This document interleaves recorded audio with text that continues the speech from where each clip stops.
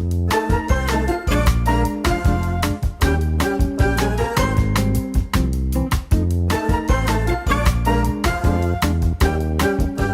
want to sort of dive back into how you got into live selling, live stream shopping, because you and I actually know each other from TSC, the shopping channel here in Canada. That's right. Yes. So believe it or not, I actually went to school, like post-secondary, for journalism. So I always thought I wanted something in this field. But then when push came to shove, I had met my husband. We wanted to start a family. I kind of wanted something that was just like stable and secure and consistent. And so I became a teacher. So I did that for so many years. And during that time, kind of dabbling back at TSC, but not very often. But then when the pandemic hit, I found myself, well, it was kind of the pandemic, but it was also just the fact that my kids had gotten older. They no longer kind of needed me to, make snacks for them and drive them places. And I kind of felt like, what am I doing with my time? And what am I doing with my career? I just felt a little lost. And so I had been watching a friend of mine named Katie, who was a social seller doing some jewelry. And I thought, this looks like a lot of fun, just kind of dressing up and talking to people and making women feel really good by just purchasing something like a pair of earrings or something like that.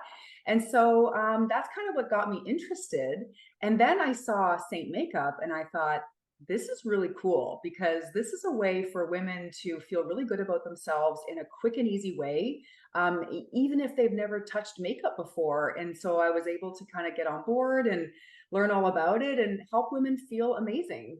I know you as a fashion expert, and now, of course, you are in that beauty realm. Now, you do also work in TV home shopping, where, like me, you've become an expert in all of the different categories. Even if we take Saint out of it for a second, just on what the opportunities as a live seller are, how have you been able to decide what niches have really been sort of the good fit for you? Because you're great at fashion, which you've done as a guest expert, but you're also exceptional. And I know like you've gotten lots of accolades as a Saint artist as well. So in that beauty realm. So for anyone out there wondering, what kind of, how do I pick my niche? What Mhm. is your best advice for that? I think the best advice for picking a niche is to, think about a problem that you have that you want to solve. And that, because oftentimes, if it's a problem that you have that you want to solve, other people are experiencing that as well. And so the problem that I wanted to solve was in my mid 40s, feeling kind of blah and feeling like my routine was the same all the time. I had been doing a job for many, many years that when I really sat back and thought about it, wasn't really giving me a lot of satisfaction. I was looking at myself in the mirror and all the things that you didn't think were ever going to happen to you were happening, like wrinkles and gray hair. And so when I discovered this makeup and a way that I could make myself feel really good, I thought, I bet you there's a lot of other women that would really appreciate this too. So I guess the niche is, again, just finding something that you're looking for to either make your life easier, make your life simpler, or something that's going to bring you joy. And chances are it's going to bring other people joy too. I think that is so profound because in my course where I teach people the HSH method of live selling, which is based very much on what you've done, what I've done, what home shopping hosts and networks have done around the world, it is, that authentic connection. And I think what you've done as a Saint artist, and in particular with your live selling skills, because those are things that you learned working in TV home shopping, let's be honest, and to Mhm. some extent, identifying key selling points or key talking points would be what you learned in journalism school. It's that authenticity, right? When you care about something, when you can relate to the person on the other side of the screen, that's really what you've been able to do with Saint and incorporating your live selling skills, Tina. Yeah, 100%. And also, like prior to me getting involved in Saint, I was introduced to let's just call it like a health and wellness product for weight loss. And it was a great product that worked for me, but even though it worked for me, I kind of didn't really believe in it in the way that I didn't think it was a good lifestyle. It worked for me and gave me the results that I was looking for, but I didn't feel comfortable promoting it because I was like, oh, I don't know if this is really something I want to put my name behind. And so it didn't feel right. And so to your point about having like a niche, like it has to feel right to you. And you really have to you have to find something that feels authentic. And then it just kind of comes natural. It's funny that you say that because I addressed that in one of my videos with my training that said, listen, you have to believe and be passionate about what you're selling. And for sure, there will be times when many people watching right now will work for a brand. And yeah, it's part of your job to sell that brand. And I always say that the authenticity as well on camera, whether it's on TV, Tina, or on your smartphone, right? It's it's the trustworthiness that you get from the consumer when you say, listen, this might not be for all of you, right? This worked for me, but it might not be for all of you. And you're prepared to give up the sale. And I think it's that trustworthiness, that authenticity, that I'm not going to do just anything to get a sale that really, Hmm. really matters in this space. Yeah, I agree with you. It does have to be authentic, and you really do have to believe that it is something that will benefit other people. Yeah.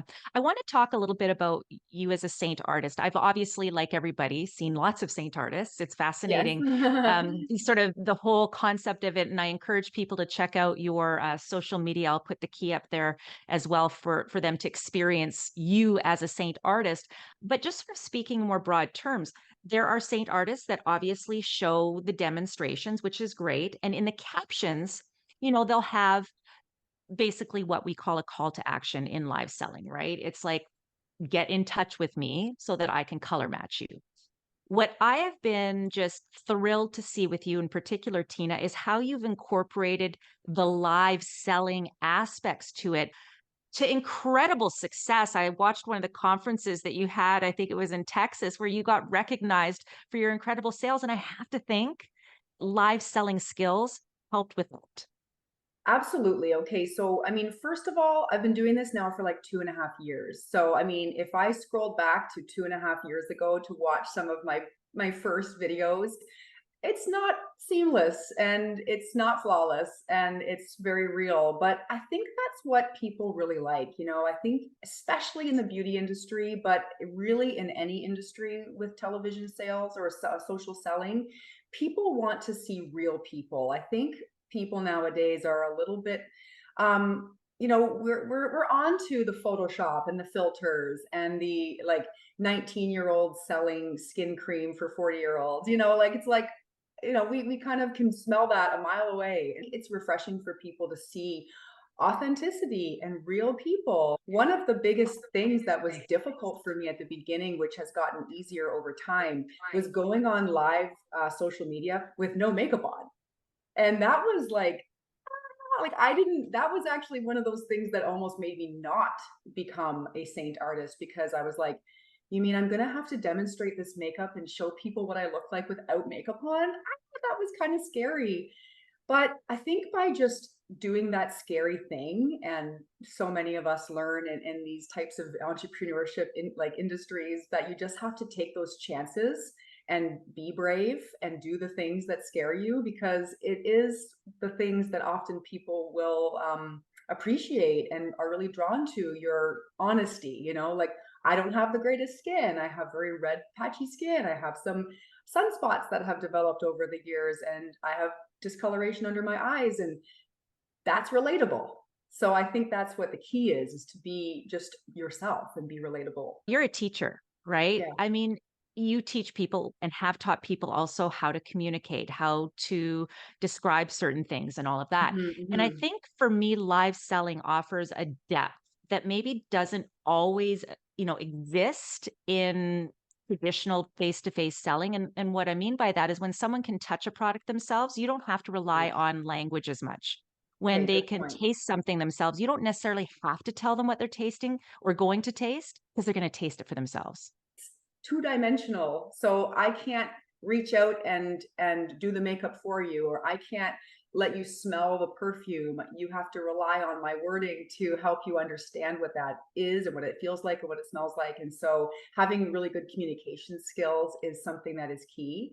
I think the biggest thing though is consistency. And having a little bit of a drive for yourself, that you set a goal for yourself and you say, maybe yesterday no one watched my video. It's sort of like if you've ever been on a fitness routine, you never see results the next day. You don't go and do 10 push-ups and then be like, oh man, look at how strong I am. It takes days and days and weeks and months sometimes. And I think we can get that because we've all kind of been there. If we're trying to either lose weight, gain weight, be stronger, whatever, we get that takes time. This takes time too. So you have to just be consistent and keep going at it, because sometimes you have to understand that people are watching. They're just not really responding, but they're watching. These skills, though, as you said, when you keep practicing them, when you keep going, you get to be so good at it that by the Mhm. time, you have an opportunity like you do, whether it's on TV or as a Seint artist, and you've elevated that, Tina, you can then reap the benefits, or like we could like to call it, return on investment, which in this case is really just your time, right? And honing those skills. And I think we also have to express to social sellers that just because someone else is out there doing it doesn't mean you can't do it too. There's billions of people on this planet that might have a connection with you. So just because there's like 20,000 Seint artists out there, doesn't mean I can't jump in and give it a try for myself, or whatever it is that you want to sell socially. As you had mentioned, Amazon. I mean, there's so many different direct marketing, or maybe you've just made up something on your own. Don't think that because someone else is doing it means that you're out of luck. I mean, you could crochet dishcloths and go ahead on Instagram Live, start Mhm. selling them right now. You could teach people. There's so much you can do.